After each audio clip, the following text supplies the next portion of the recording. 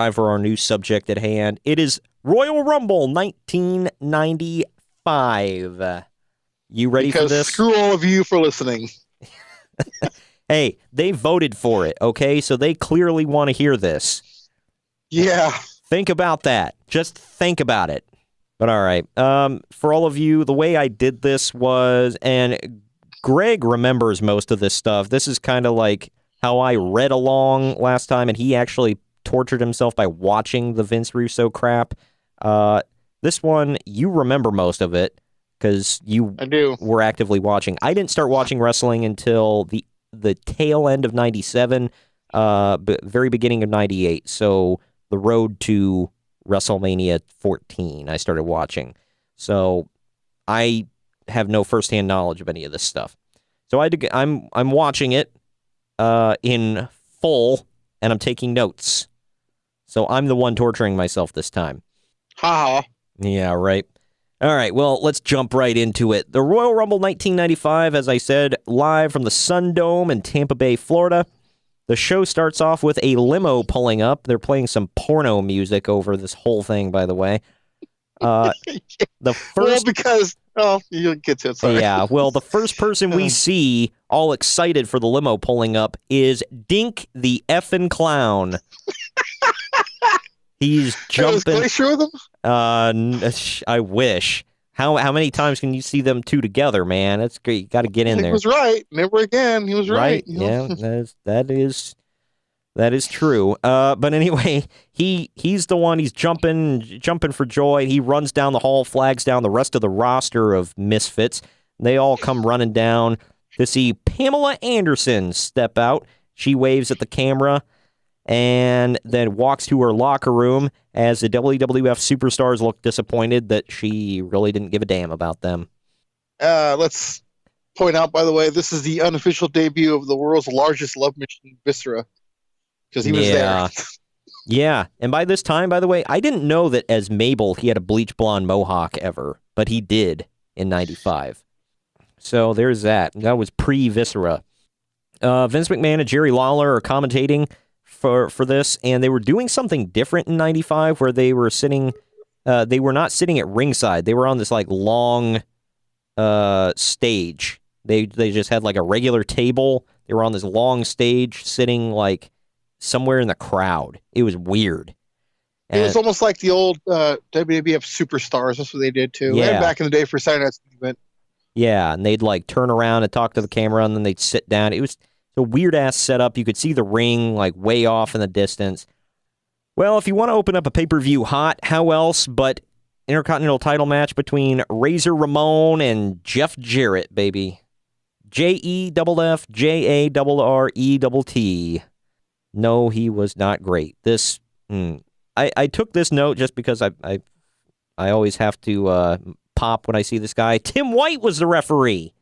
Well, that's not wise. Yeah, Mr. White, that's not wise. This was before he started trying to kill himself for comedic purposes on WWF television. So there's that. Oh, what's not funny about suicide? Come on. You know what? I'm with you, bro. God dang it. And that was not Russo, by the way. I don't believe. No, that was way past Russo, wasn't it? Yeah. Yeah. Yeah, so it was. Can't even kill Tim White. He's be gone forever, bro. Oh God. Anyway, I had to get one in. Right.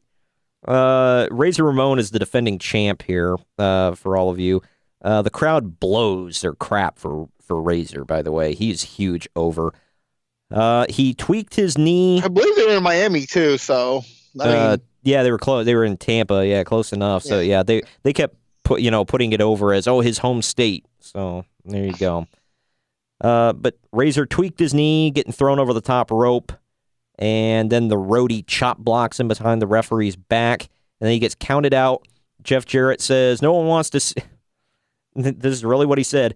He said, no one wants to see me get my hand raised. And then he says he wants the belt. I'm like, you just said nobody wants to see you win. But at the same time, you want to win. Like, what are you saying, Jeff? But then he challenges Razor to a rematch. Razor accepts. And then the finale was Razor attempts a Razor's Edge. His knee gives out on him, and then Jarrett gets him into a small package and wins the title. My final conclusion of this, it was a very sloppy opening match between two pretty good workers. I don't know. I was not into this match at all. A lot of blown stuff. I don't know why they didn't seem to work well together here. It was kind of crud match. I gave it 1 1/4 Uncle Dave's. Well, then your WrestleMania 11 one better be about a half an Uncle Dave, because that match was even more brutal, but we'll get to that later. Actually, I thought their WrestleMania match was a little better than this. But I don't know. You could not have possibly thought that. I did. I thought it was they didn't blow as many spots. I don't know. This one just seemed like, I don't know, like they were just, the timing was off with everything. But I don't know. Yeah, it's called the year 1995. God. But yeah, so there's that. And by the way, for all of you that don't know, that have not listened to my review shows before, I don't give star ratings. I give Uncle Dave's. So because he is a loyal nephew. I'm not even going to say it, but eat an Uncle Dave. How about that? I got to ask, who the heck? There's a good joke there. I peed next to him, and you did. He peed next to him. For all of you that don't know, he peed next to him at a Sharks game.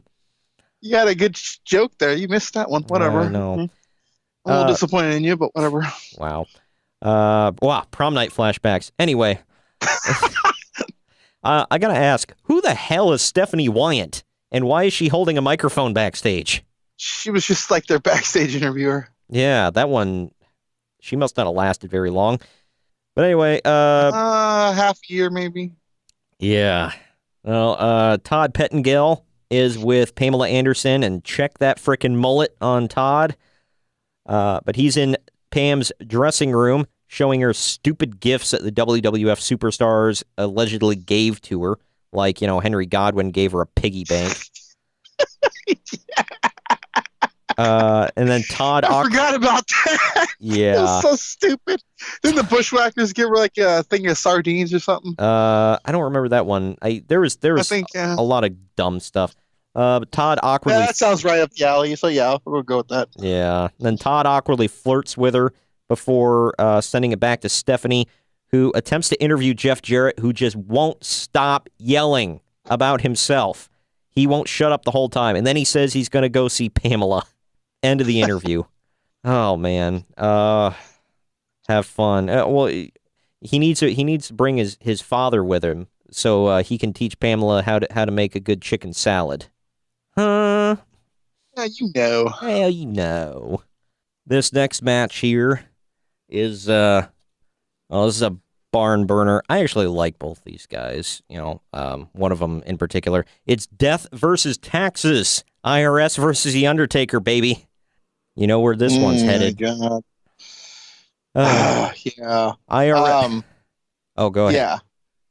I just real quick on that. I think Bruce Pritchard, I don't know if he was joking, but he said at one time they did think about pairing them up and calling them Death and Taxes. He was asked repeatedly about that. He says he's like, I swear to God, that was an idea. So, yeah, that's brutal. That would have been funny, but stupid. IRS comes out and tells the crowd, quote, "No one will rest in peace until you all pay your taxes." Paul Bearer carries out a huge urn this time. Huge. It's not huge. It's like the big league urn. Wow. It's the bigger size one, and every time he carried that one, it had the light inside. So yeah. So you knew it was coming. But IRS basically plays keep away with The Undertaker for about 3 to 4 minutes before they finally start fighting, and The Undertaker starts cremating him. DiBiase brings 2 druids down to ringside. Vince McMahon speculates who they might be, saying, maybe one of them is Tatanka. I get it, because he was part of the corporation, or like the $1 Million Corporation, but you can see their skin color. No. All right? The druids help IRS take control. Undertaker finally wins with a choke slam. Then the druids attack Undertaker during his Shakespeare pose. He lays him out when King Kong Bundy comes out.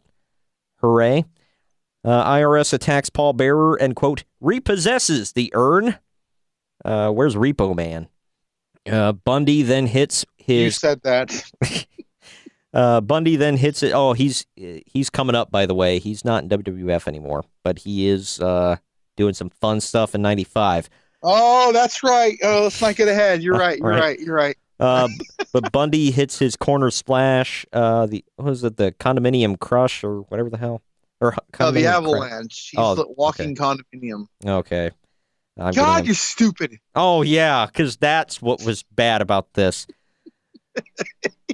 But anyway, he hits that, then he hits an elbow drop, and then he hits this splash that's like a mile away from The Undertaker. So then he must have realized how much it looked like crap, so he does another one that actually looks decent before leaving with DiBiase.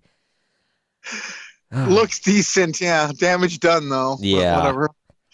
My final conclusions, not a bad match for what it was, but there was tons of interference by the Unknown Druids.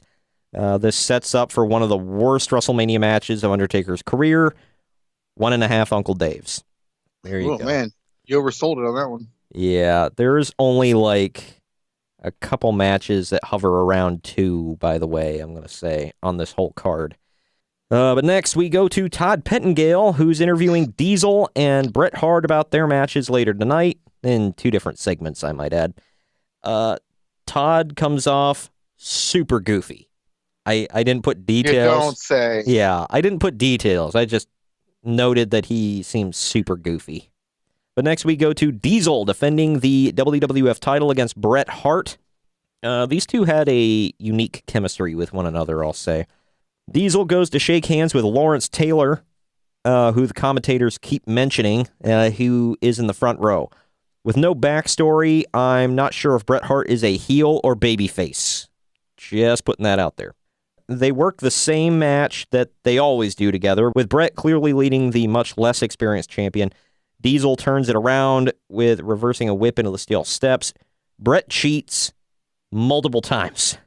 That's why I don't know if he's a heel or face. But by the end, I assumed he was a babyface. The crowd still cheers for Bret every time he didn't come out of a box, did he? Yeah, right. But yeah, the crowd still cheers for Bret every time he cheats. It's like Hogan. About a third of the audience even boos when Diesel signals for the jackknife. Not joking. Diesel has Bret covered for after the jackknife, but Shawn Michaels jumps into the ring and attacks Diesel's leg. Shawn leaves, and the match restarts. I forgot about all this. No, keep going. Sorry. Yeah, I just remember what's coming. Yeah. Well, he attacks Diesel's leg. They DQ him, and then they restart the match because there must be a winner. And then Bret has used the ring post 3 times. He's used his wrist tape, and he even used an effing chair right in front of the ref. That finally got him some boos.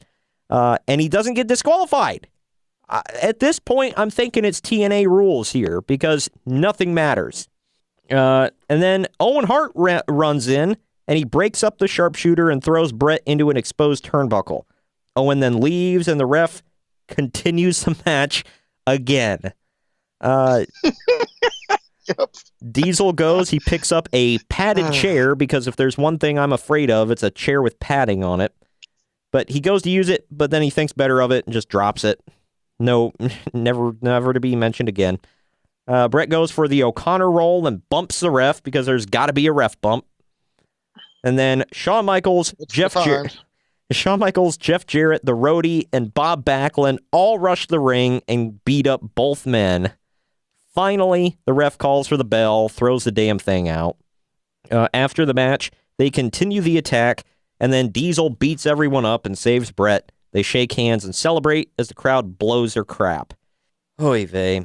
I forgot how many run-ins there were. Tons. This was like TNA. I think circa everybody 2011. got a run-in. I think everybody got a run-in. Oh, they did. Yeah. Final conclusion. What overbooked bullcrap? This is exactly what I wrote. And I couldn't tell if Bret was turning or if he was just a bad babyface. However, I'm a sucker for both of these guys. 2.5 Uncle Dave's. For reference, this was my highest rated match on the entire card, and it was not a good one. Okay. So take that for what you will. And then, of course, we go back to another Pamela Anderson segment. She's getting dressed behind a screen in her locker room while Todd Pettengill is perving out. Well, he is a heterosexual male, so. Yeah, but good Lord, was he goofy. Speaking of goofy, Stephanie... Oh, that's not a good transition. Good Lord. Stephanie Wyant is interviewing the dynamic team of 1-2-3 Kid and Bob Sparkplug Holly. Bob effing Sparkplug Holly.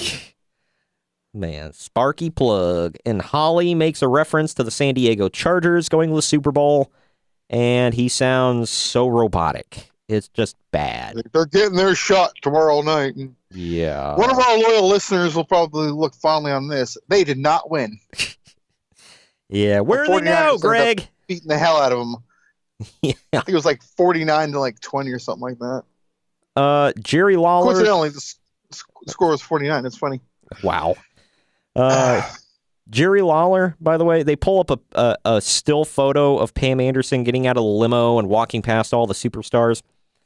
Jerry Lawler does his best John Madden impression, and he does one of them where he takes a pen and draws over the screen, whatever. This takes 5 effing minutes for him to finish this crap. He's trying to draw a picture of himself. That's what you want to buy a pay-per-view for. Oh, yeah. He's trying to draw a picture of himself kissing Pam Anderson. Vince is bored. It takes him forever. This is super annoying, and the crowd the entire time chants Burger King. Not joking. Well, the crowd could see this? I guess. I don't know. I don't know. Or if it was just the crowd near them, they could hear it. They started chanting Burger King. So I don't know. But then we move on to our last match before the Royal Rumble. It is Tatanka and Bam Bam Bigelow defending the tag team titles. You heard me right. No. There were no champions. Oh, I'm sorry. You're right. Yeah, this was for the vacant tag team titles. It was Tatanka and Bam Bam Bigelow, the $1 Million Corporation, going up against 1-2-3 Kid and Bob effing Holly. I said, why did Kid and Holly come out to Holly's music? That, made me laugh. I also... That's what you're... I know it's a weird team, but I was just like, of the two guys, why are they coming out to Sparky Plug's theme? I have a classic Jax figure of that 1-2-3 Kid attire, by the way. Oh, freaking course you do. It was a cool attire. It's like... I don't know, Mattel 1-2-3 Kid right here. I'm looking right at it. Yeah, I do too. I think it's that 1-2-3 Kid, actually. He has that tag title. No, he's in the blue, right? Yeah. Okay, no, it wasn't. This was, the Jax figure was the one. He's in, white, black with, gold trim. Title. Yeah, I know. I have that same figure. I have two. I have a Jax and then a Mattel. But anyway. Yeah, everyone should have 2 of those, yeah. Exactly. Well, I also have multiple X-Pacs, so I love Sean Waltman. Bob Holly hits I skipped one thing. Vince McMahon keeps referring to Tatanka as Native American Tatanka, as if we didn't know. But Bob Holly... Well, he could easily, be the Spanish Tatanka. You don't know. God dang it. Shut up. Just saying. Bob Holly hits the ugliest flying head scissors I've ever seen on Tatanka. You heard me right. Bob Holly hit flying head scissors. But Tatanka basically just took a front flip himself. Bam Bam throws 1-2-3 Kid about 20 feet into the air for a pop-up powerbomb. But Kid catches him in a Hurricane Rana where it looked like both men about died and landed on their heads. Bam Bam shows that he truly is the most agile big man ever. He did a lot of really impressive stuff, including a front gainer enziguri. I was super... I miss Bam Bam. He was great. The King spends about 10 minutes explaining a Sally Struthers joke to Vince McMahon. I'm not joking. This went on forever because Vince didn't get it, and the King, Jerry Lawler, insisted that Vince has to get this joke. Vince said, quote, I had to write this down word for word. He said, no one knows tag team wrestling quite like Ted DiBiase, except for maybe Captain Louis Albano. He said this. I didn't know what to say after this. I just shook my head and face palmed. The kid does a tope onto Tonka, and Vince calls it a moonsault. Of course he did. Because Vince has special needs. The kid gets dirt or pop or something all over his tights. He looks filthy. I don't know what the hell he landed in. Tatanka clearly sees Bam Bam going for a moonsault, but he hits the ropes anyway, causing Bam Bam to fall flat back. And then Kid takes about 20 minutes to pin him. That's the finish. That's it. I'm like, how hard did you hit, Bam Bam? But LT is at ringside, as we mentioned. He goes for... Also, real quick, they'll lose the titles of Smoking Guns the next night. God dang. Well, yeah, ladies and gentlemen, think about this. For one night, Bob Holly and 1-2-3 Kid were the tag champs of the world. Hallelujah. But anyway, LT is at ringside, as we mentioned. He goes to shake Bam Bam's hand, but Bam Bam shoves him. One of LT's men ruins the whole thing by shouting, "He's crazy, that guy!" In the most thick New York accent you've ever heard. It was so bad. By the way, the whole crowd is into this. They're chanting LT, LT, even though they're in Arizona. In Florida. Or Florida. You're right, Florida. So on the other side of the... It's one of those sunny, hot states. Yeah, yeah, one of them. But either way, they're nowhere near San Diego. So, whatever. You played for the New York Giants. Or, okay, I'm thinking of the wrong LT. You are correct, sir. Oh, screw the other LT. You know what I always think of with LT besides this match is, you know, kids, that brings me to another good point. Don't do drugs. And he would know. Oh, my God, I know. My final conclusions. This match was given 15 minutes. It dragged and dragged and dragged. It was boring, but it wasn't that boring. It was just long and very average. Not much heat from the crowd at all. Two Uncle Daves. Gonna be honest, man. When I was a kid, I marked for that ending. I mean, the ending was weird because Bam Bam laid there dead for like 20 minutes while the kid crawled to a pin. Just say WrestleMania 19. We got it. Yeah. We now go to the back. Shawn Michaels and Lex Luger give separate promos backstage. Luger seems to think that the louder he gets, the more serious he sounds, which makes me believe... Was he trying to take his shirt off too? God. Well, judging by Super Brawl 5, Lex Luger clearly studied promos at the NWA School of Promos because it was really loud and shouty. We'll get to that here in a moment. Shouty. Yeah. And then Vince McMahon apologizes to the world and to Lawrence Taylor for what Bam Bam did. Then the camera shows the back of his head for the next 10-15 seconds. It was just super awkward. So he's not going to apologize to the world for putting this pay-per-view on. That's later. But then Pam Anderson comes out and the camera shows a sign that's in the dark, so literally no one can read it. It was just super awkward. And I'm like, why is Pam Anderson here? Just to be like, hey, look who we got. It was, I don't know. It was dumb. She played no part in this show other than wasting time on stupid segments backstage with Todd Pettengill getting a hard-on. I don't... Sorry, how is that wasting time? I don't... Whatever. Oh yeah, because everybody wants to see Todd Pettengill get his Blue Chew on. Todd freaking Pettengill. Where is he now, Greg? He's doing radio shows now with bleached blonde spiky hair. Oh God, so he's Guy Fieri. Got it. Yeah. All right, well, I guess it's time to dive into the Royal Rumble match, y'all. I'll try to fly through most of this stuff with a Rumble here. Vince McMahon makes sure to let everyone know that it's only 60-second intervals now instead of 90 seconds between entrants. I didn't know that was a big thing. So it could be more fast and furious. Wow. Yeah, and we had a ton of guys in the ring at one point. There was twice in the match where nobody was being eliminated. There was 10 dudes in the ring at once, and it was just ridiculous. I was like, what the hell? Nobody could bump. Shawn Michaels is number 1. British Bulldog is number 2. I totally forgot that Bulldog was wearing like Rusev-style shorts at this point, by the way. And he'd taken out the dreads and he just had like kinky long hair. It was a weird look for Bulldog. Anyway, kinky long hair. You know what I mean. That's a little weird, but whatever. Yeah, you're a little weird, but whatever. Burn, bro. Okay. I don't know. Terrible, but come on. Whatever. Eli Blue is number 3. Until he came out, I forgot the Blue Brothers were a thing. Duke Drozy. Duke the Dumpster Drozy is number 4. As he's coming out, Vince McMahon says, if anyone can take out the trash, then Duke gets kicked in the face. That was great. Gigolo Jimmy Del Rey. Gigolo Jimmy Del Rey is number 5. He comes out with Jim Cornette, who like walks out, lets the crowd see him, turns around, goes right to the back. I'm not joking.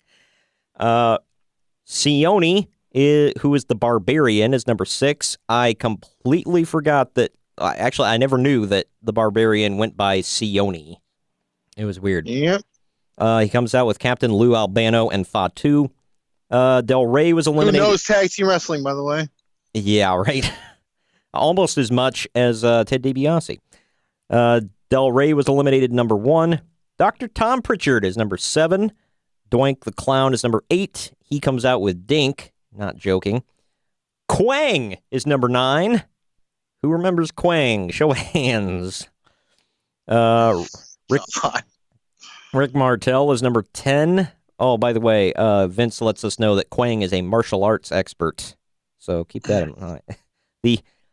Something tells me he's lying, but anyway. Yeah, the Puerto Rican that spent a lot of time wrestling in Mexico. He's a martial arts expert, everybody. Rick Martel is number 10. Owen Hart is number 11, but he gets jumped by Brett and gets the hell beat out of him. And then as soon as he gets in the ring, he was eliminated, number 2. Timothy Well is number 12 from Done Well. Or, excuse me, Well Done. I got it backwards. Who gives a damn? It's well done. I honestly thought... I give a damn, thank you. I honestly thought this was like a deflated Scott Steiner when I first saw him. He looked like him. Duke Drozy was eliminated number 3. Timothy Well eliminated number 4. Rick Martel eliminated 5. And then Tom Pritchard eliminated 6. Then Doink the Clown eliminated 7. This is where they started just clearing the damn ring. Bushwhacker Luke was number 13. And then Quang gets eliminated. That's the winner right there. Oh my God. Quang gets eliminated. Eli Blue gets eliminated. Sione gets eliminated. And then Luke gets eliminated. And now all of a sudden, Jacob Blue comes out, number 14, and gets thrown out almost right away. King Kong Bundy is number 15. Then Mo is number 16. Mabel comes out with him and then literally walks to the ring, turns around, goes right to the back. And then Mo gets eliminated. And then Mabel comes out again. Good for him for walking to the ring twice at that size. Wow. Sorry. Not me. I didn't say it. Anyway, Mabel's number 17. Bushwhacker Butch is number 18. King Kong Bundy gets eliminated. Butch gets eliminated. Lex Luger is number 19. The crowd blows their crap for him. So, people, careful when you tell that to the marks, because you can freaking hear it. Well, I guarantee people will say, well, they, in post-production, they sweeten the crowd. Bite me. Of course they did. Yeah. Mabel gets eliminated next. Mantar comes out number 20. Yeah, Mantar. Yeah, listen to Lee's. Mantar's number 20. Aldo Montoya is number 21. And Henry O'Godwin is number 22. Henry freaking Godwin. And then Billy Gunn's number 23. Bart Gunn, number 24. Man, this was just the parade of gimmicks. This was the gimmick battle royal right here. By the way, this was the battle royal of occupation gimmicks. Yeah, Conrad calls it. Yeah, basically.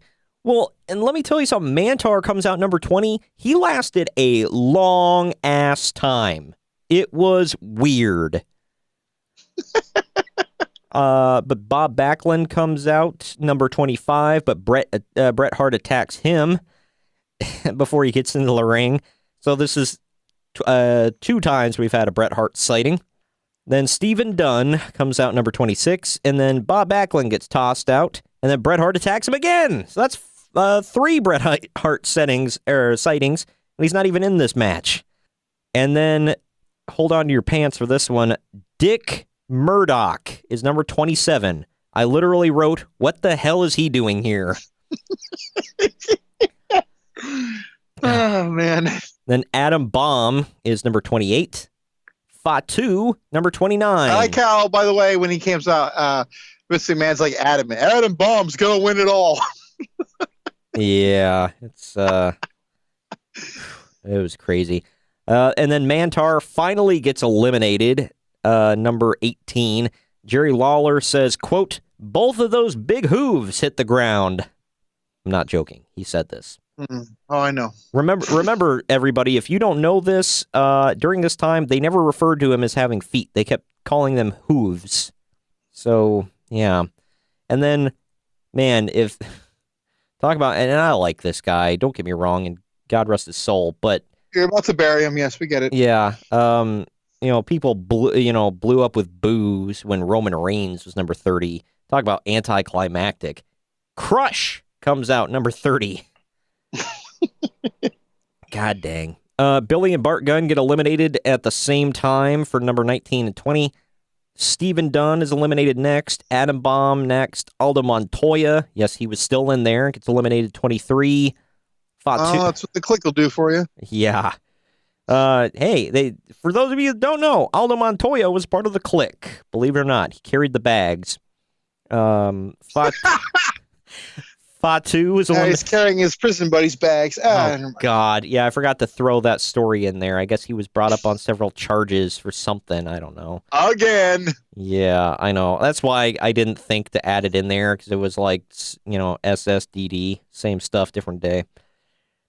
Adam Bomb gets eliminated. I'm sorry, I already said that. Fatu gets eliminated 24. And then Dick Murdoch was eliminated, number 25. He gave Henry Godwin an airplane spin, goes to dump him over the top rope, but Henry holds on, but Dick is so dizzy that he just flops out of the ring. You just said Dick is dizzy. I did. Then finally, Henry I'm not even trying to be immature. It's like that's an actual thing you said. Yep, it is. That's a cut. Henry Godwin gets eliminated 26. Lex Luger was eliminated number 27.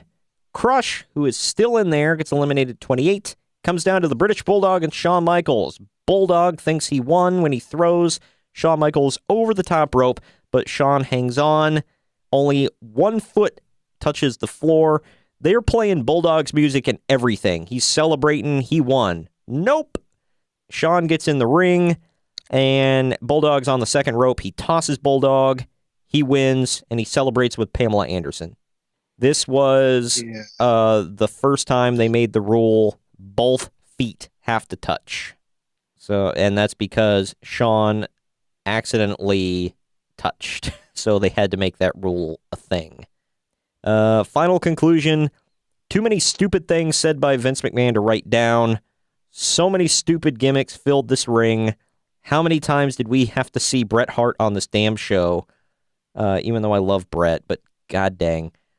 Lex Luger saved Shawn Michaels from elimination multiple times like a moron. And King kept bringing this up. He's like, Luger's a moron. He saved him again. And Vince was like, well, I don't know about that. I don't think he's stupid for that. Yes, he's an idiot. Why would you save someone from being eliminated? It was dumb. Either way, I gave this 2 Uncle Daves. Final event notes. 2 Uncle Daves. Final event notes. Listening to Vince McMahon gives me further perspective as to why Michael Cole sucks so bad if Vince trained him. They're like stupid clones on commentary. With every single pinfall, no matter what time it occurred in the match, McMahon was confused about why it wasn't a 3 count for the baby faces. His favorite thing was 1, 2, 3. Oh, he got it. Oh, no, he didn't get him. Every effing time. This was clearly an awkward stage for the WWF, which was stuck in cartoon era while still pushing realistic stars like Bret and Owen Hart, Shawn Michaels, and Diesel. So there's the Rumble, folks. That was brutal just to listen to. I'm glad I didn't watch it back. You have any other notes to add? No, just WrestleMania is going to be fun. Stay tuned. Oh, yeah. This was a time where there were no shows between Rumble and Mania, by the way. No pay-per-view shows, I should say. Thanks for watching this YouTube-exclusive video for the podcast Wrestling Society. Don't forget to hit the like and subscribe buttons if you're picking up what we're throwing down. And of course, we always welcome feedback in the comments section down below. And if you want to keep up with the weekly podcast that drops every Wednesday, links to the show page are in the description down below, along with our social media handles and our associates pages. Come on and join the society.